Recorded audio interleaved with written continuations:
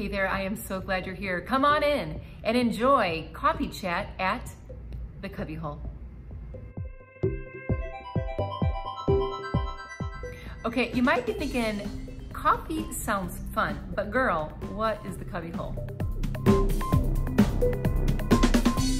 The Cubby Hole was a divine little nudge on my heart, if you will, to build this space in our basement, in our home, where our friends and family could come and receive encouragement and love. And that's exactly what we've been doing.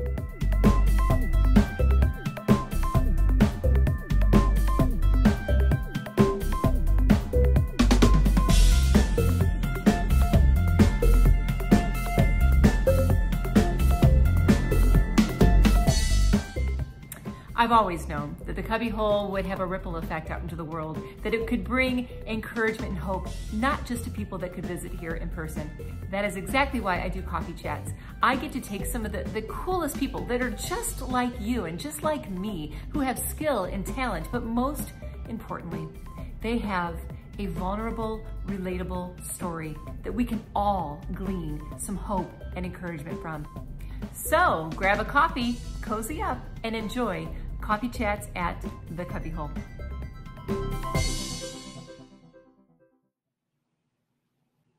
Well, good morning. Welcome to Coffee Chat at the Cubby Hole. My name is Marlo Rutz. I am so excited today to have my special guest, Leslie Robb. Oh my gosh, her stories, they're going to, I just know they're going to inspire and bring so much hope. I'll bring her on in a minute, but I just want to tell you a little bit about her. Leslie has quite the story. You know, just like all of us, we have the roads, different roads of adversity that we travel. She has come out on the other side of so many different stories. Along with all of that, she has just done so many incredible things in her life. She is a high school teacher. She is an author. She has illustrated a children's book. She has traveled abroad. Just incredible. And she also has a ministry through her comedy platform, and it's called Leslie Robb Comedy. And of course, as always, I will post the link to where you can find her after our coffee chat. So without further ado, please help me welcome my friend, Leslie Robb. Hey, Leslie. How are you? Good. How are you? Good to see you. Good, good. I love that color pink on you. That's so pretty. Thanks. It brings up my complexion. So I love it.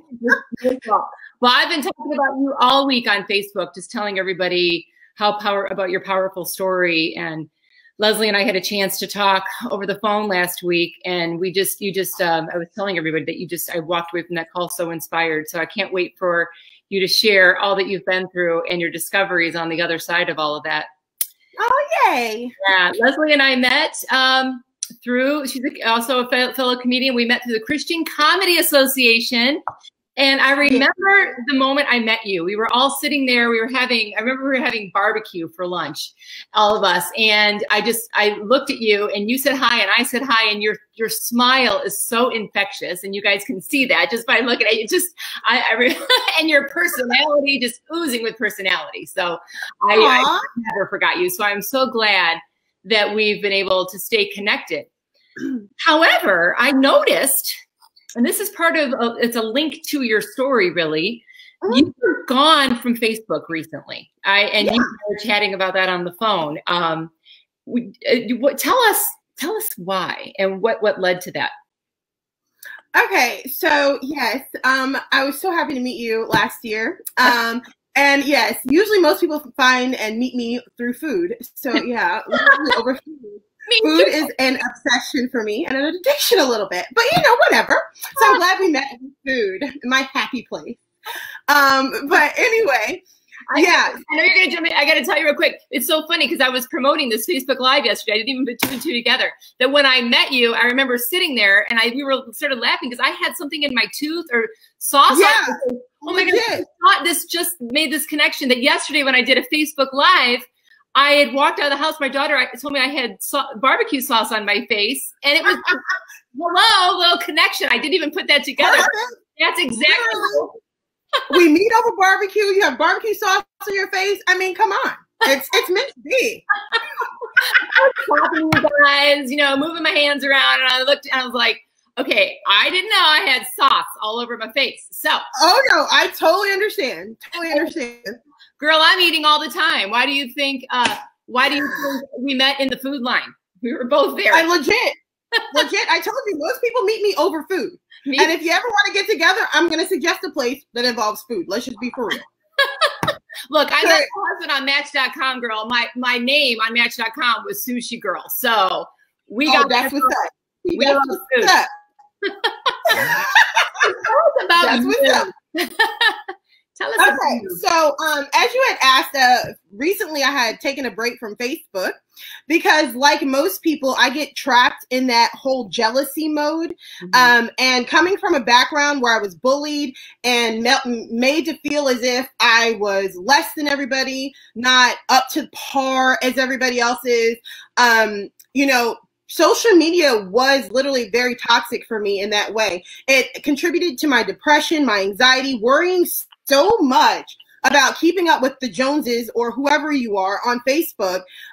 Literally, in my opinion, a lot of times social media can be used for good, but it also can be bad for people like me who had literally come from a traumatic background in the different things that I had dealt with, because I started comparing myself, which, by the way, the Bible says in Romans, we shouldn't be comparing ourselves, just saying.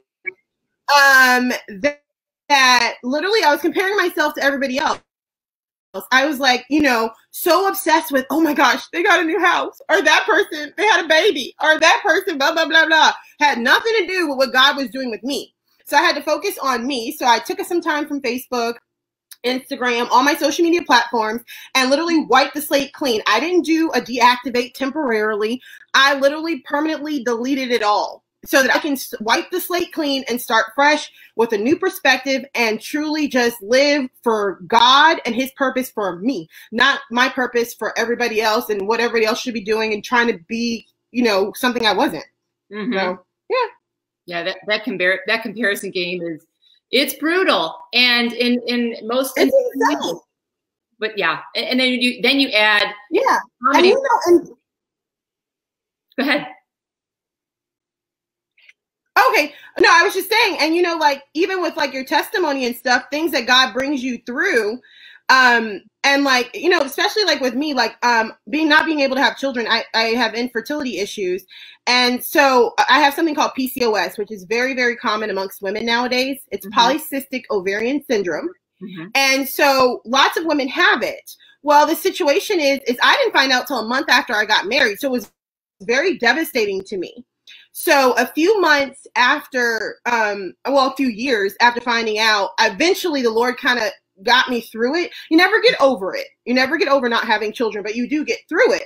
And so, you know, being on social media and like getting through something God had already gotten me through, it would rip off the Band-Aid and open up those old wounds because I'd see someone else having a baby shower, somebody else getting pregnant, somebody else, whatever. But once I kept my mind and my focus on him and what he has for me, then now it's better.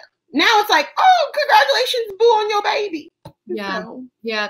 What would you say? Because I hear that often.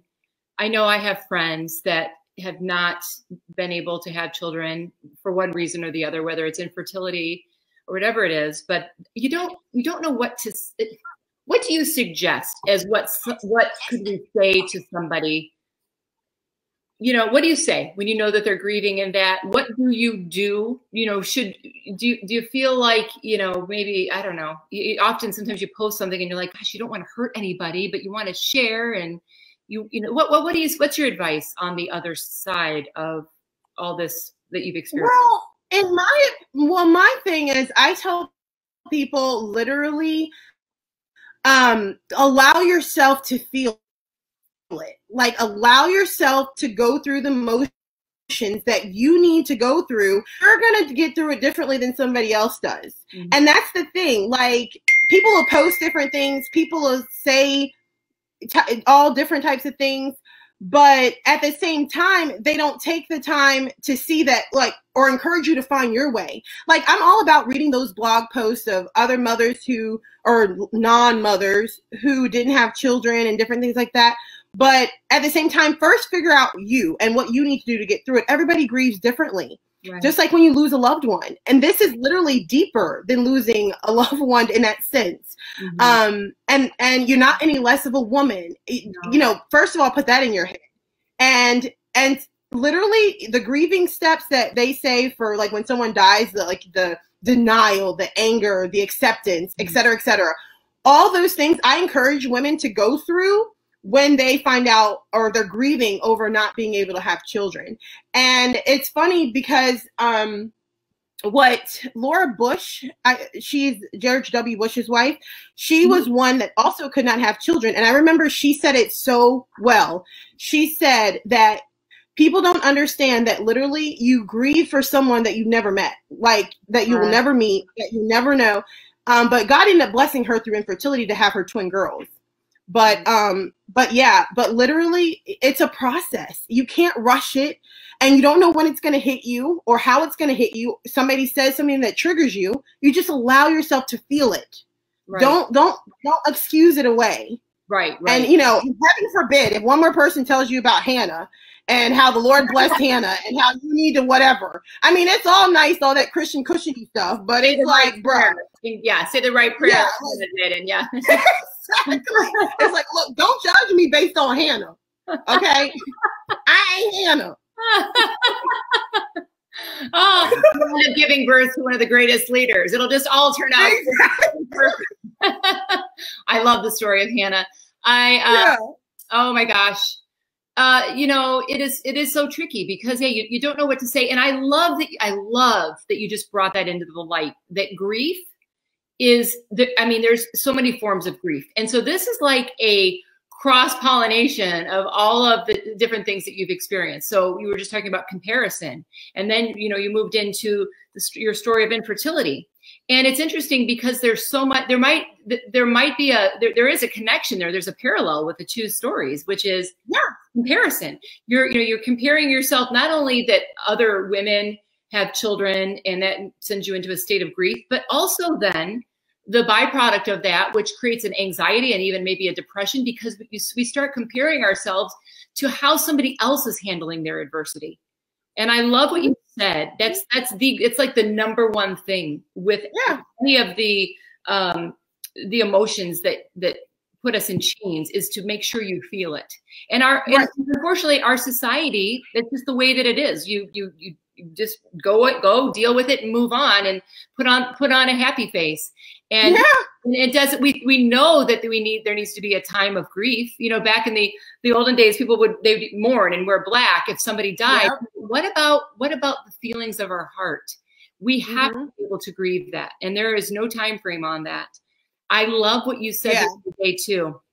We were talking about all of these. Just real quick, when you just reminded me of something when you said about, you know, other people's, you know, like getting through it, whatever. The thing is like one thing my friend told me that registered so well is she said, mind your own womb. Because, you know, like in the church, like I'm a minister's wife. So, you know, it's like, oh, when are you going to get that man some children? When are you going to get that man some babies? I'm going to need you to mind your business. Because again, you don't know what triggers me or what bothers me or whatever. You know what I mean? Again, the Bible do say mind your own business, by the way. That is in the New Testament. Oh, girl, yeah. It do say that. Send it to me. I'm going to get a t-shirt. Mind y'all's business, okay? How about that? I love that. Exactly. That's like the number thing not to do. But like, don't ask people. But anyway, go on with your point. Sorry. And that's the thing, though. Like, if you ask me, like, out of concern, like, oh, when are you guys going to have children? And then I tell you, and then you say, oh, I'm sorry, you know, whatever, and you mind your business after that, we ain't got no problems. But if you going to ask me details and stuff and I ain't offering my details, I'm going to need you to mind your business. So that was my point. Yeah, I love that. And would you, I don't know, do you feel like the other thing not to do is, I know maybe people don't do it on purpose, but it's like, it just ends up sounding like a little patronizing. And maybe that's why I have a fear of saying anything. Because, you know, somebody might say, oh, you know, I'm so sorry. And it's the good intention, but what you said is let them share and leave it. If the person wants to share anything else after that, then exactly. And if you say like you're sorry and you leave it alone, that's no problem. It's when you say you're sorry and you start crying more than I'm crying, and I ain't even all that upset about it. Yeah, like bringing exactly. Yeah. I shouldn't be handing you tissue, bro. Yeah. Like, you should be giving me the tissues, but you know, whatever. That's what I mean too. Like, the intention is good. Like, the person truly is sorry, but I'm scared that my tone is going to come off patronizing. Like, oh, you know, you know what it is? That leads into a But whole. Marlo, I could not see you patronizing. I could never see you patronizing. Just so you know. It's more of a fear of just, you know, your intention is skewed by what it might sound. So that might be why in any situation people are like, I don't know what to, but yeah, I love that. Mind your own business. I love it. Mind business. We need t-shirts. Send me that scripture, would you? Yeah, exactly. So yeah, the comparison game, and just allow yourself to grieve. And there is no time frame. There's no time frame on however long that takes you.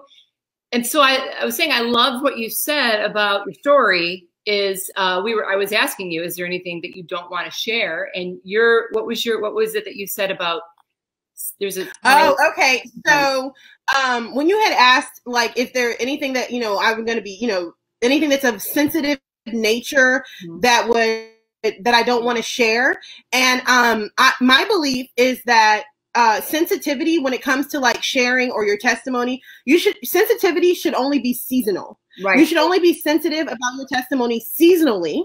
And then once you're past that season, it's time to share, because people can't benefit or be blessed by your testimony if you never share it. So that sensitivity is something we have to get past. But no, for sure, take your season to be sensitive. But then after that season of being sensitive, you need to share. Yeah, for sure. Definitely. Because the other parts can glean something from it. And I love exactly. that you're open about sharing your story. I want to go back to some of the stories that you shared that we talked about with the concept of bullying. Would you share about that? Yeah. And so I know you said you're going to be sharing this with the younger generation. And so me being a high school teacher, and so in addition to being a comedian, I'm a high school teacher. And so a lot of times I tell my students, and see, because of the fact that I was bullied, I be on guard when it comes to bullying. It's like, oh, what you say to her? So I have to remember that I'm a teacher and not a child. So, you know, I got to bring it back a little. Bring it back to my childhood. But I will fight a kid. Yes, I need to pump the brakes because I will fight a kid. Yeah, I said it. Anyway, so yeah. So in being bullied, you got something going on. You go tell Mrs. Robinson. Oh, and they know. They better come tell me. They know. So my Facebook already, and we are how many minutes in? I don't know, but okay, I love it.